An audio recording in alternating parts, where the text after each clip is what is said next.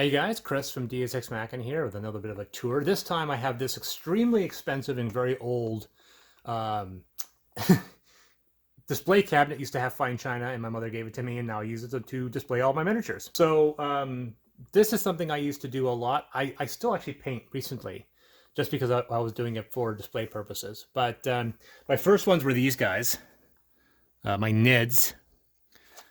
These are really old. Some of these are first generation models. I mean, let's see if we can find some of them. Yeah, like this right here is a first generation Termagant. That's first. You can see the lack of detail, and then here is the second or third generation Termagant right here. Right, so it's got a lot more detail. I was definitely kind of a beginning painter at this point. That's why the paint scheme is so very amateurish. That's why it's just gray with black with a red stripe on it. And I kept that style with these ones. These are obviously all my Genestealers. Zoetrope or whatever it's called over there, the brain guys. Bunch of flying gargoyles, small dudes, and the very not totally ripped off of Alien Hormigons. Now this is before they heavily changed their design style, where you could build these guys. In the old rules, you had to buy them as they were, and you couldn't really customize them. Somewhere in the back here is one of the warriors. I actually have first generation warriors as well, but this is a later generation warrior. There are at least 3 dominant stylistic changes for the NIDs. And you can see that these are first generation and second generation Genestealers. And then they went through a design style. Same thing with these guys. Like these brain guys had a massive retool when they came out later. They ended up becoming like floating brains rather than the guys that look like now. Way down here at the bottom shelf, kind of crammed up. I should reorganize this. Are my larger models. So we have Spore Mines here. Got a Spore Mine. Bunch of those, and the Spore Launcher dude, whose name I can't remember. Right, he changed heavily. He looks way different now. More of the brain guys. When they had the guards, these are guys that were introduced in the second or third generation. So these are my guards. Damn, not focusing very well. A couple first gen Tyranid warriors. Like that's old. That's old school. I obviously have a bunch of new ones here as well. All my Carnifexes have been heavily modified. So that's one Carnifex. You can see the Carnifex body. These legs here are actually his arms, and you can see there's 4. And there's actually 2 sets of arms here. And then these are from a Todd McFarlane model. I think it's from Spawn. So oddly enough, these things are posable. That's all you can do. I can't do much else, but this is quite intimidating to have this on a board and having it like that over a model, which is kind of cool. And I like the fact that there's just a base behind him there. It's completely loose just to indicate where he actually is on the battlefield. Same thing with this guy. This is another one. Same kind of thing, same kind of miniature, same kind of arms.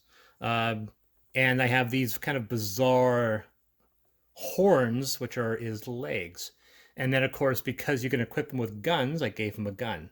But in the first generation, you couldn't. Carnifexes were just really big machines. A bunch of other guards here. The lictors. Another thing I did with them, heavily modified, I gave them these prehensile tails. This is also from Spawn. I bought a whole bunch of like damaged Spawn toys from a game store, like dirt cheap, and then I just used them.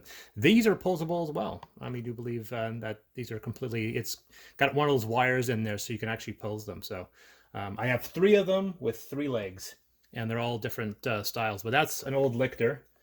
And let's see here. And there is another one. You can see big, long prehensile tail. And then my 2 queens. So once again, playing with all the Carnifex parts I have. This one here has got the sword. It has the gun. And then I gave her these 4 Carnifex claws behind her. And she's not even the big one. Yeah, this thing's very fragile. Look at this. Is my kind of piece de resistance for the Nid army. Though people know the Nid. This is obviously heavily modified. Look at this thing. So I got that prehensile tail, although I've played with the edge there. Obviously designed that stuff. 2 wings, because the later tyrant queens could fly. So I gave her some wings.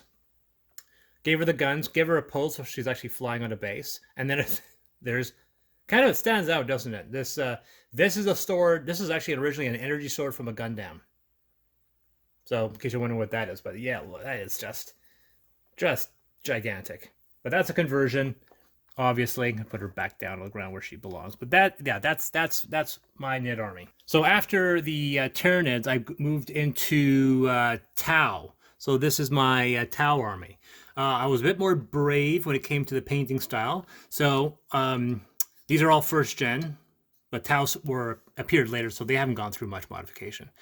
My army was low on troops, high on robots. So I actually had a big gun drone army, and they're all kind of individualized. They all have different paint schemes on them, different height. That guy's got 2 guns on him. So yeah, these are all different styles, different poses. Wanted to make them all very, very unique. The painting style was very much inspired by Chris Foss and the Colin Hay, Angus McKee. They paint sci-fi painters from the 70s, so I tried to go with that kind of look. So when you see these guys here, I gave them kind of this checker paint scheme on them in some cases. So obviously those are my crisis suits, got a bunch of those. They're also all kind of unique, so they're all personalized. So each one got a different weapon configuration. Broadsides, and I think they went through a modification, so that's gotta dust this area. So that's one of my broadsides. So I have one broadside with the guns going flat, another broadside with the guns going vertical. So that's one broadside. And then there's the other broadside. So guns are now vertical instead of horizontal.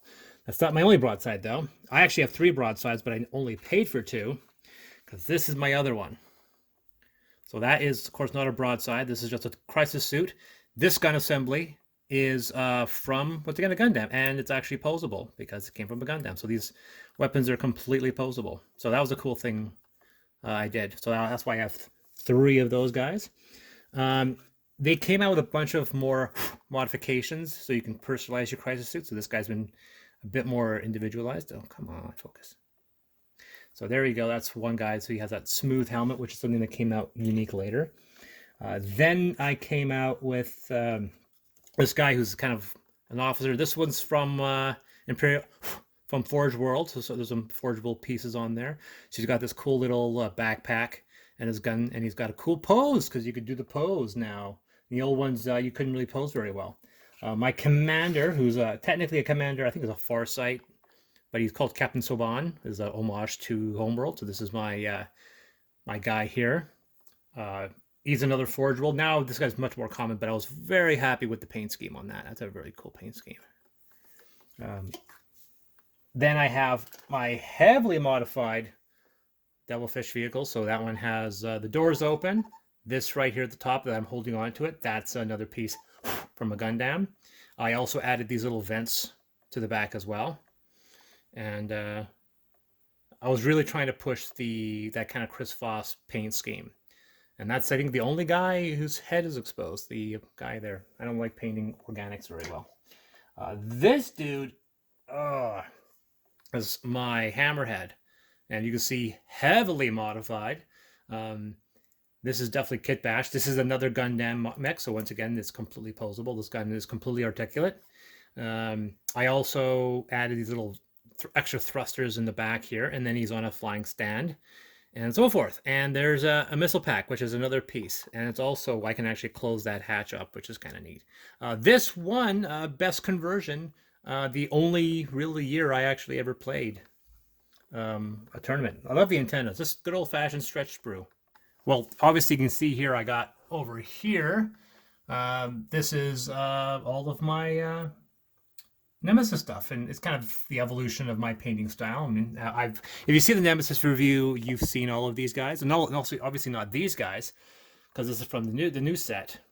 So I painted these guys purple for the Void Seekers, went for the exposed reddish look for the Carnivores, whatever they're called. And so there's a lot, and all the terrain, all the escape pods are here. The Queen and the basic models as well. And I just painted the cats too. So the cats have been painted, and we plan on using these for our characters instead of using the normal characters. And I think they came out pretty well. Yeah, kind of not bad. This is the cool thing up here. The last few Gundams I still keep. The only ones that actually looked good enough I wanted to keep. Not all of them are Gundams though. These two guys up in front, this dude here, and this gold guy behind.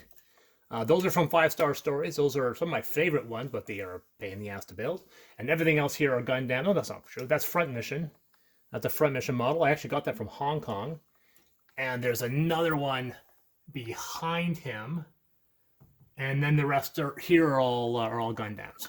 None of them are from the new Gundams. These are from stuff like these ones are like a lot of F91s. So those are 3 F91s and one of the later Gundams there, and I think that's a Gundam X or a wing behind that. I used to have like 20 or 30 of these guys at least, and took apart all the ones I didn't like to use as parts, which we can see here once again. Obviously, I use them for parts on these things, but I have probably a box of just Gundam parts that I took apart because I didn't like how they painted, how they came out as I was learning how to paint. So these are the only ones that are left. It's too bad. I've always wanted to go back into it. So I mentioned I play War Machine. I used to play War Machine, and that is my paltry little selection of, because you don't need a really big selection. Obviously, I did a Signar, heavy on the Jacks. I think I can field this whole army now as a standard squad, but originally, the guys that are painted, obviously, once again, I have NIDS up there for some reason, gotta organize this. The guys that are painted was my original army that you could play, but now the same configuration, the same kind of points allows you to build all of these guys. So that's why I have another guy who's unpainted back there. I have a bunch of guys in the foreground that need to get painted still, but that was my Signar army. Very unique paint scheme. I really like the paint scheme on these guys.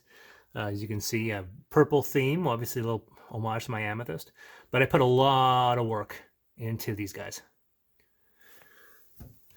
And just recently, like I said, only a couple weeks ago, I got into painting the RPG Tactics. I wasn't going to do it, and then I couldn't help myself, so I did go for a weathered look instead of the anime look, but and I also didn't put that much effort into them, but there's the officer pod, a bunch of battle pods, and then the scout pod over there. But yeah, then there you go. So that's my Robotech. Some Ghost in the Shell memorabilia. None of those are actually painted. Those are just toys that I picked up. But yeah, there you go. That's my my miniature collection. And I'll eventually have the Veritex in there, but at the time of this recording, the Veritex haven't been built or painted yet. But yeah, I really should organize this because this is, I got my Tyranids all over the place, and then my tower on 2 shelves, and they probably should be on 1 shelf. But yeah, there you go. That is my army collection. Bye.